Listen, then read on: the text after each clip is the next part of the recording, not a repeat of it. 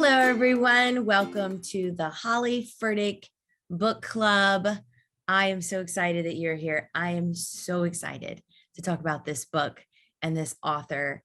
I think that this could possibly be, I can't think of a better book that I read in 2022. I grabbed this book. I saw it everywhere. The color, the brightness of it just really grabbed me. And today we're going to be talking about Lessons in Chemistry by Bonnie Garmus. And guys, I read this book with the biggest smile on my face. I mean, I read this book. I listened to this book. You know, I listened to all of my books and I didn't want it to end.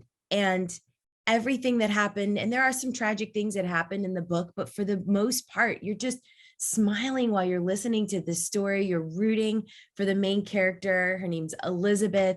There is a dog in the book. And remember, we do spoilers here. So if you haven't read this book yet, you got to go read the book and then come back and listen to this, because we're going to talk with Bonnie today. We're going to talk about all things in the book, but some of my favorite characters were really unexpected, like a dog and a neighbor.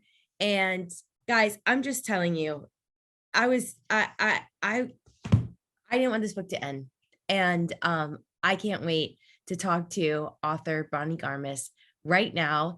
Let me tell you a little bit about her. She is a copywriter and creative director who has worked widely in the fields of technology, medicine, and education. She is an open water swimmer, which would be kind of a fear of mine. I'm not really much for water, and especially open water, but she is an open water swimmer, a rower, and a mother to two daughters, born in California, lives in London with her husband and her dog, whose name is 99.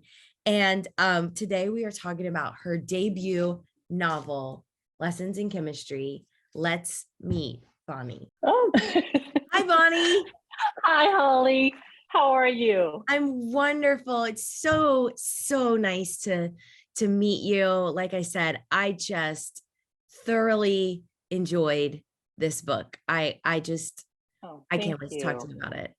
Oh, thank you. It's so nice of you to have me on your show. I'm so excited. Really, it's really great. Thanks for all the nice things you said too. Great. Oh my gosh. Just what a delightful story. And I want to ask you, I said in your introduction that this is your debut novel, but do you really consider this your debut novel? I mean, obviously debut novel does not mean that this is your first book. Right. Oh, that's exactly it. I call this novel 2.5. I wrote half of one, and then I stopped that one. I shelved it. Then I wrote a whole another book, and it never went anywhere. And then I wrote this one. And so this is really 2.5. Yeah.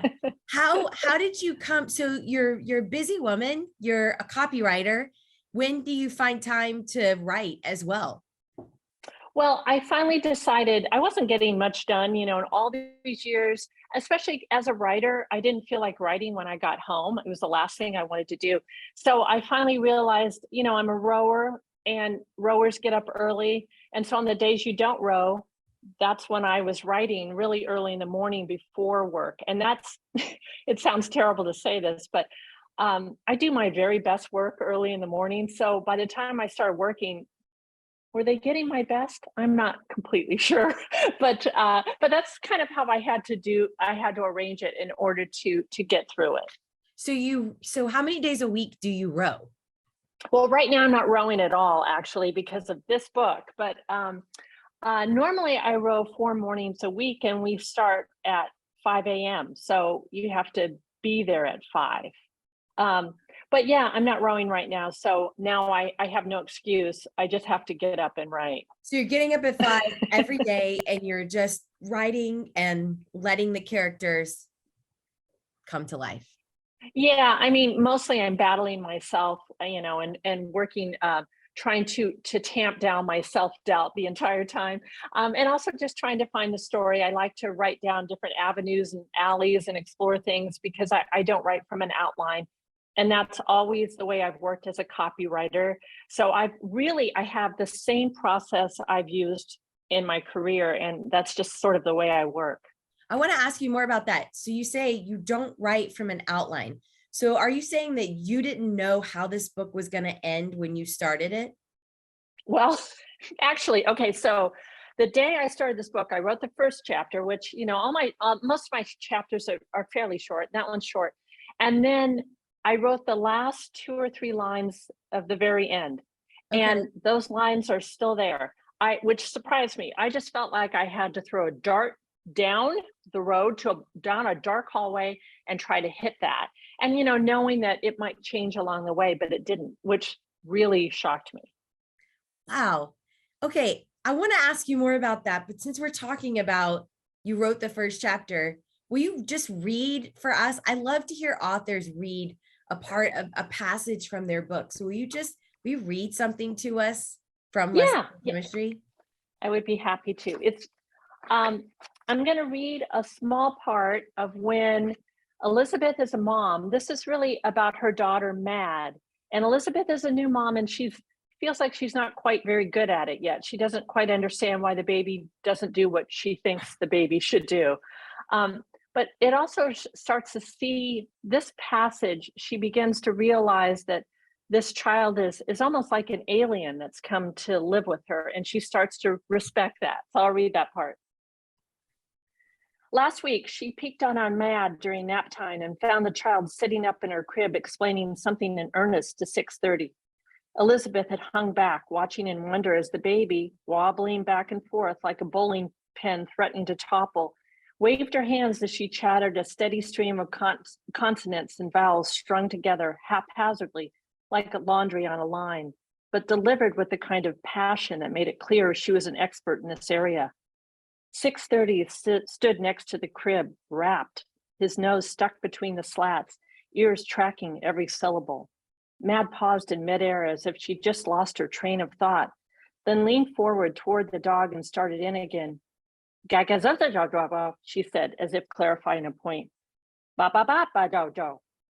Having a baby, Elizabeth realized, was a little like living with a visitor from a distant planet.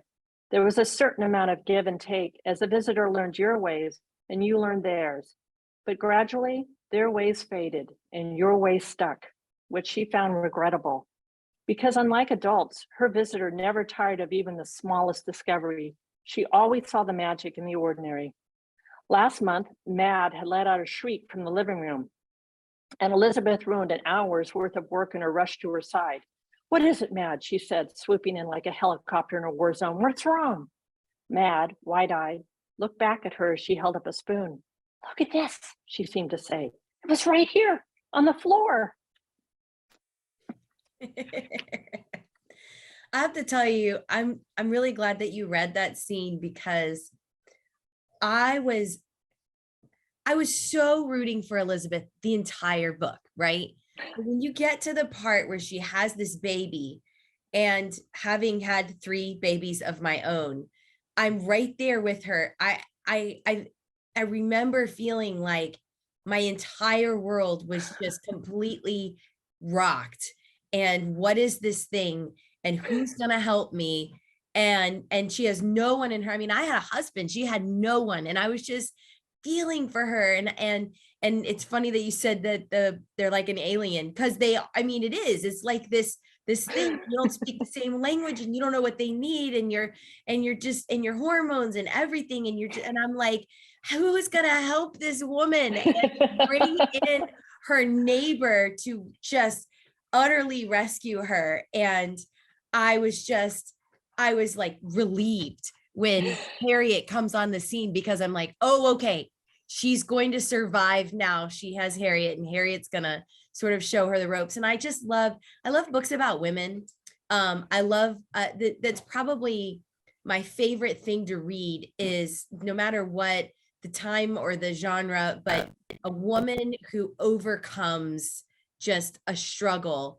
And it's the ultimate when it's another woman or a group of women who come alongside her and really help her shine and overcome. And you just really encompass that in this story. So as you're writing this character, and you say that you don't really exactly know where this story is going, and every morning you're waking up at 5 a.m. and you're just kind of seeing where Elizabeth is going to go. Was there anything that Elizabeth did that surprised you? Everything that she did surprised me. I don't, it's really fun to have her in my head all the time. But yeah, I mean, she would make decisions that I think I would have been afraid to make, Yeah. and she would say things out loud that I think most people would kind of hold back on. And that's partly because of the way she more or less raised herself. And sometimes she can be very frustrating to people. She doesn't have excellent manners, but she does have a certain vulnerability that I think a lot of people can resonate with. And I think, the thing that I admired about her was that she was just resolute. She absolutely knew who she was, and she was not going to let that fade from her life. And I think so few of us know exactly who we are. So it was a delight to write from that point Yeah. of view of a woman who never questions herself and Yeah. just knows. And who Yeah. really stuck to her goals and her resolve, even when this wonderful man comes into her life and wants to get married. And you knew she wanted to marry him. Yeah. And, but the choices that she makes, and then you kind of watch these choices unfold. And there were moments in the story where I was like, oh my, why didn't she just marry him? Everything would have been okay if she had just married this guy. But she really stuck to it. And then you watched her fight for herself and fight for her work and really begin to overcome. It was just beautiful. Did you miss her when you were Oh, done? yeah, I mean, I do. I kind of miss her. I'm working on a different book now with different, people, but I do miss her. It's really something to have someone in your head who is just so definite all the time Yeah. and knows exactly, what she's going to do. And if she fails, she says, I failed. I messed this up. I'm moving on. I'm doing something else. So, oh, my dog is crying in the background. Oh, But mine anyway. is too. Mine is too. So we won't know which one is. Okay, great. My dog snorts and snores. So if you hear a funny noise, that's him. Yeah, Um, my dog has decided it's playtime, but I just waved at her now. Yeah, so no, I miss having her in my head all the time, but I talk about her enough lately that she's still there. yeah. Do you ever think, what would Elizabeth do in a situation? Yeah, I do. It's so funny. Readers will write and say, sometimes I'm not sure what to do. And I'll say, what would Elizabeth do? And I think, yeah, I do that too. And I try to be as brave as she would have been. She was brave. Yeah. Tell me about the title. The title, Lessons in Chemistry. The title, my lovely agent thought of the night before we released the book to the Frankfurt Fair, because the original title had been Introduction to Chemistry, and the fair had put it under nonfiction as a textbook, and we couldn't get it out. And so and we knew that might be a problem, but we both kind of liked that title. And literally the night before she submitted to Frankfurt, she said, we have to change the title right now. And I said, okay. And she goes, how about Lessons in Chemistry? And I said, done. So that was that was how we did it. She came up with the title, not me. I loved how the title had like obviously the book is about a chemist, but it's also about her chemistry with her husband, well, he wasn't her husband, but her chemistry with her man, her chemistry with her neighbor, or with all the people that were sort of in her life. And she was learning. I think she was a person who had more intellect than necessarily social skills. And so she understood chemistry as a science, but not necessarily chemistry as an interaction between human beings. And to watch her grow in that aspect, such a cool title. And I love the cover. And I think it's really funny that I heard you say that you had the night before changed the title, which I would imagine might have been a little bit hard, because all along you've been thinking it's Introduction to Chemistry. You kind of had to let go of it pretty quickly. Yeah, it's really, I have such a great agent though, and I trust her. So she had suggested before, we were thinking we might have this problem, and she said, well, and this was maybe 2 weeks before Frankfurt. She said, well, we could call it this or that or whatever. I was thinking of just calling it Elizabeth Zott, and she had suggested lessons in chemistry, and I said, oh, do you think it sounds too, soft? And then that night we went, forget it, it's lessons in chemistry. We really had about a minute to decide, but thank God for her, because she really kind of saved me there. Well, one of the things that I loved about this book, and I don't know if this was actually intentional, but I feel like this book crossed over many different genres. So there are people who I'm friends with a lot of people who love to read, right? And everybody has something that they like, a genre that they love, like whether it's romance or rom-com or historical fiction or what. And I just felt like this book kind of reached and grabbed people who like more serious stuff and people who like more light stuff. Because there were times in the book where I was like, is this a funny book or is this a serious book? And so I personally think that's why it's taken off, because so many people who love different did you mean to do that, or like what do you like to read? What were you setting out to write?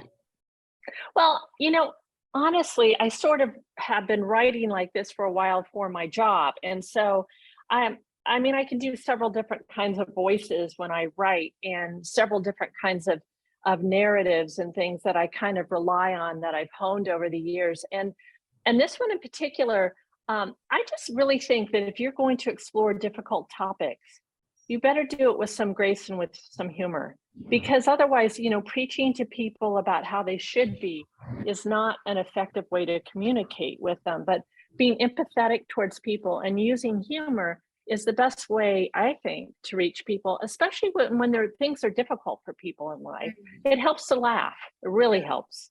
Yeah, it does. And to me, that's also the beauty of stories, right? Is it Mhm. allows people to think about or talk about a topic that maybe they wouldn't even be open to in real life or in like direct conversation. Mhm. So Yeah.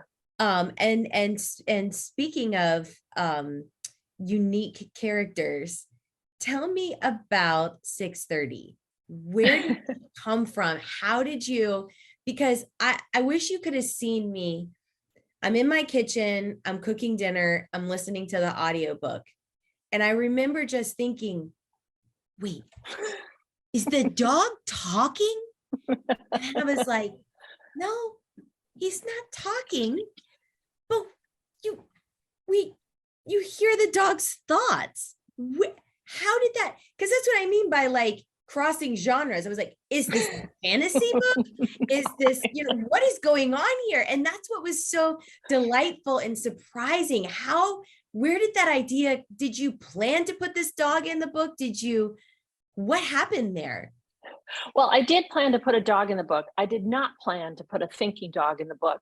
But as I was writing it, that's for me is the beauty of not having an outline. You can try all sorts of things. And so one day he did appear on the page and started thinking out loud. And I had the immediate reaction of, don't go there, because it's sort of magical realism. People won't like that. You won't like that.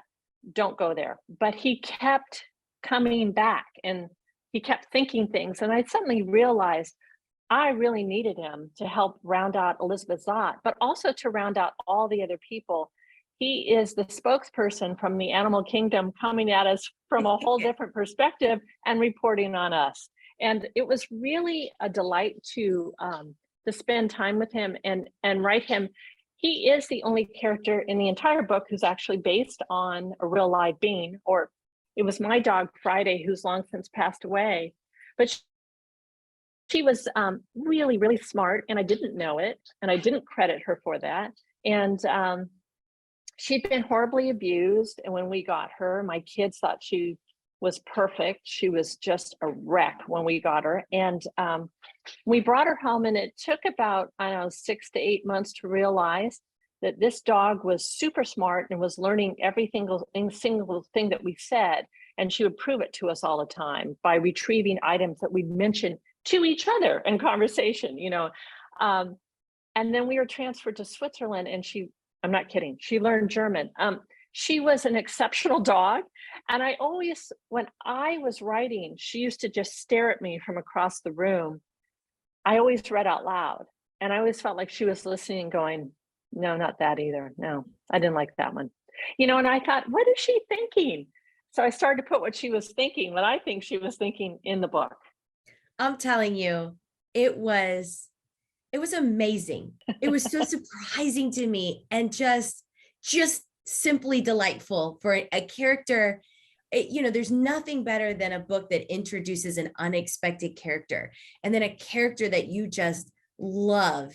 And I think you did that so well in this book. You love Elizabeth, you're rooting for Elizabeth, but some of your secondary characters, I mean, I loved them just as much. So 6:30 was my favorite. My second favorite was Harriet. So tell me about Harriet. How did she enter the picture? You know, Harriet, I loved writing Harriet too. She was kind of a memory of for me.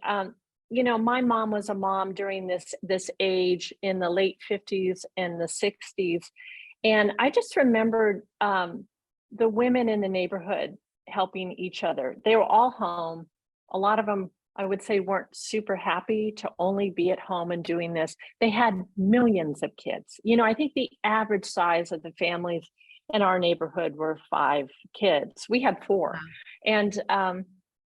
And they, you know, it's not like they had any extra help or anything. They literally had to do everything on their own. But I know when I was creating Harriet, I thought, you know, it would be nice to have some wisdom from this woman who'd seen it all and had a really rough time of it, but was still had some information to impart that, you know, Elizabeth has never wanted to be a mother, and certainly never wanted to stay home with children. And Harriet, that was her only recourse. That's what she did. And she is the one who really helps Elizabeth come to it and realize what she can do. And I think they're kind of the perfect foil for each other. They couldn't be more opposite, but they are so dependent on each other.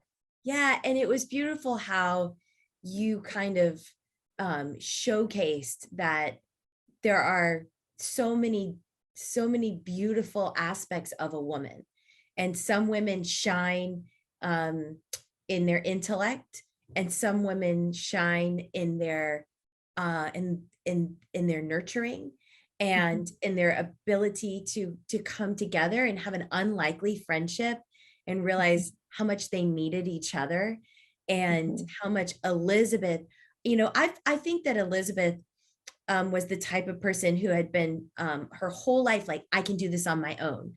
And for her to come to a place where she was like, I can't do this on my own anymore. And just the beauty of friendship. I mean, it's needed. And I hope Yeah. that people read this book and they go, I need a Harriet in my life, or I need an Elizabeth. I need someone that, and the beauty of mentorship, right? Of a woman like Elizabeth having somebody that, there are things in this world that I don't know, and that I need to learn from another woman. It was just beautiful the way that you wove that all together. And I so enjoyed it. So let me ask you more about the characters. I love to ask authors this question. Are there any characters in the book that are based on someone in your real life? No. I live in fear of being sued. I would never, and B, actually, I can't write. I could never write help. So somebody asked me to help them write their memoir. And the idea of that was, so I wouldn't be able to do it because you can't make anything up. It's too confining. So I love drawing things from my imagination. That way, as someone once told me, when you're writing a novel, you're the mayor of your little town. You get to decide everything.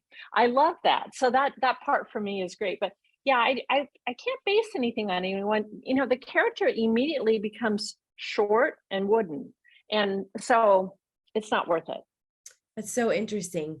I talked to an author one time who said that her grandmother shows up in all of her books. In like one of the characters, her grandmother's personality is always there. And I think it's interesting because her grandmother was passed away. So it's probably easier to put someone in, she's not going to sue you, you know? Yeah, probably not. Probably not your grandmother. But yeah, I just don't do that. And for me, it's much more fun to have it come. Also, you get a chance to really, really, really not have your own biases affect these characters. So you let them talk and let them tell you about themselves. I love it so much. If you could use one word to describe the book, how would you describe it? Uh-oh, that's a hard question, Holly. um, mm, Rule breaker, I guess. Elizabeth is a rule breaker. The way the book is written with 10 points of view breaks a lot of literary rules. Um, and then the things that, of course, she says are very difficult for that time in history for women to say out loud. And Mhm. she goes ahead and she does it. So, and what I was trying to do was make sure the writing reflected that nature, her nature of, I'm gonna be stirring the pot here, and the writing is going to also be stirring the pot in terms of, wow, you really can't put 2 points of view on one page. Yes, I can. And I Maybe did. 3. And everybody Yeah. loves it. And everybody loves it. I'm telling you, every person that I have recommended a book to, this is the first one that if somebody says, what have you been reading lately? What do you love? I'm like, have you read Lessons in Chemistry? And every person that reads it, it comes back, they're like, I loved that book. I didn't want it to end. So I Oh, hope we get thank more from you. you. Are you working on more? Yeah, I'm working on a new book. It's not a sequel. I better get that out of the way right away.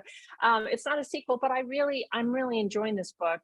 And I really love the protagonist, who is a man, actually, a young male. I love writing from his point of view, and so I'm having a good time with it. I'm just finding it's hard to sort of do the promotion for this book and write him and all of those characters and hear all the voices, because occasionally one of the characters from Lessons in Chemistry will try to worm their way into that story, and I just have to go, no, because if you come in, then the rest of them are going to want to come in too, and I can't do that. Doors closed.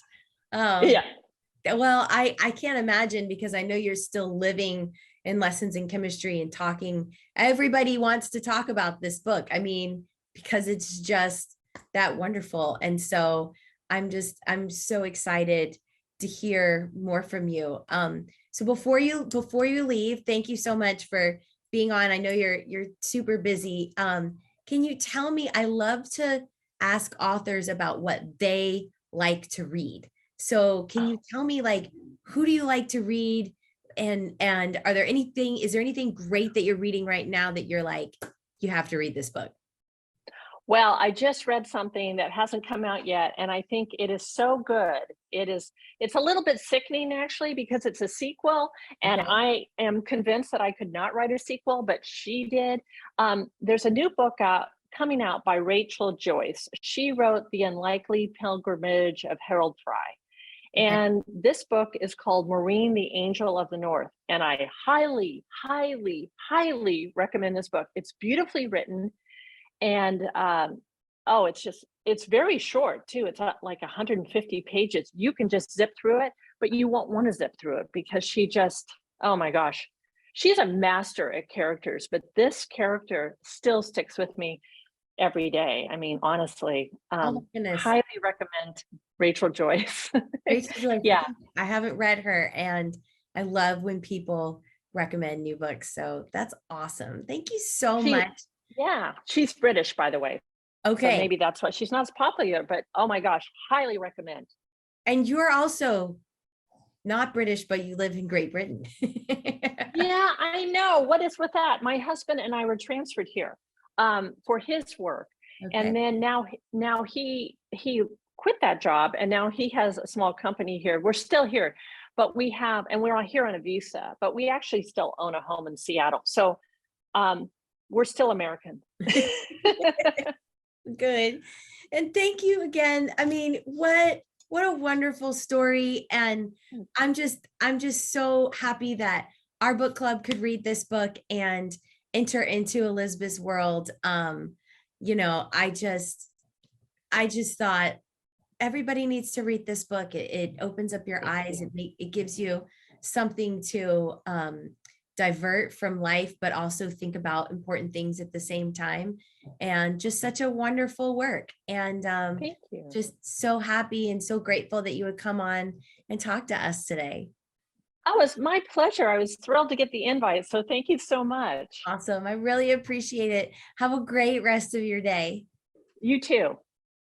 Bye. All right, guys. I hope that you thought that Bonnie was as amazing as I did. I hope that you enjoyed reading this story. Make sure that you recommend this to all your friends. Tell them how wonderful this book was.